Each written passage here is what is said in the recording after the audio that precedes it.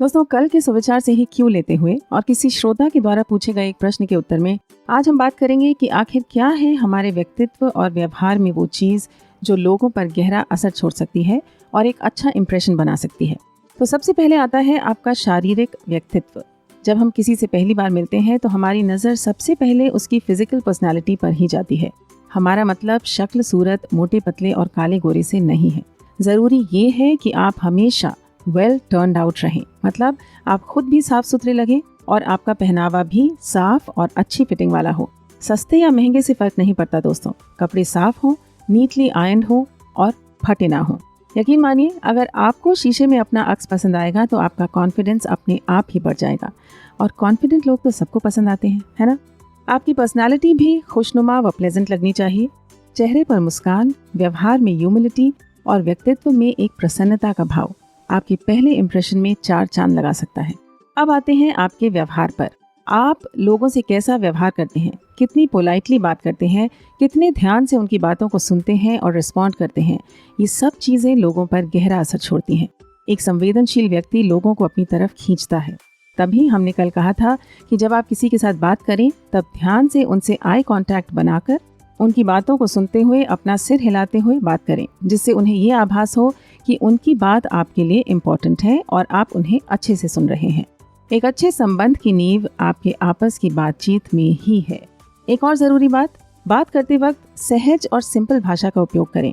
ज़्यादा फट्टे नहीं मारें, क्योंकि ज़्यादातर लोग बेवकूफ़ नहीं होते।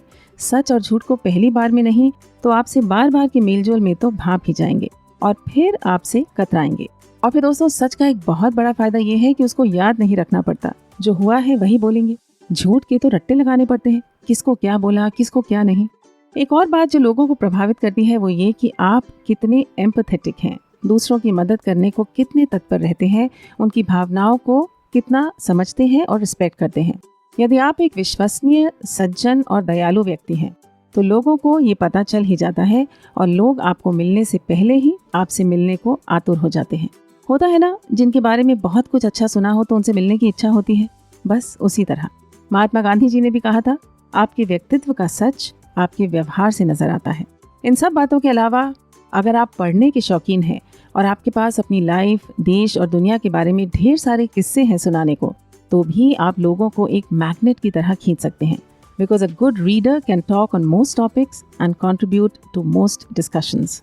सोने पे सुहागा होगा अगर आपके पास अपनी बात रोचक ढंग से कहने का हुनर भी है।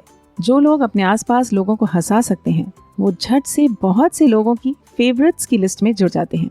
इन बातों को याद रखिए दोस्तों और अमल में भी लाइए, क्योंकि अच्छे व्यवहार से आप दुश्मनों के दिल पर भी गहरा असर छोड़ सकते हैं। अच्छा व्यक्तित्व और व्यवहार मजबूत संबंधों का मूल है। रही बात ये समझने की कि आपने किसी पर अपना अच्छा इंप्रेशन छोड़ा है या नहीं, तो यकीन मानिए समझ आ ही जाएगा। इनके अलावा अगर आपको कोई ऐसी बात याद आती हो जिसे हम कहना भूल गए हैं तो बेशक कमेंट्स में लिख दीजिए, हमें अच्छा लगेगा। चलिए अब जान लेते हैं आज की शब्दावली। क्यों का मतलब होता है संकेत। दूसरा शब्द व्यक्तित्व यानी पर्सनालिटी।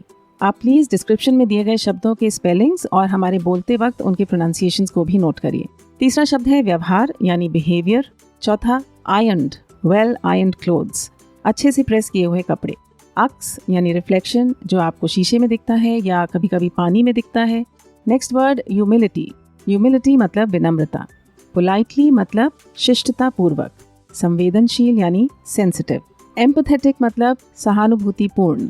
आपका व्यवहार एम्पैथेटिक है, मतलब आप में लोगों के प्रति सहानुभूति है। 10वां वर्ड विश्वसनीय यानी trustworthy.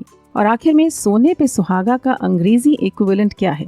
It is icing on the cake. अब इस फ्रेज को हमारी स्क्रिप्ट में यूज करके देखिए और बताइए हमें आज आपने कितने शब्द सीखे। कर दीजिए इस ऑडियो को लाइक और शेयर और चैनल को सब्सक्राइब।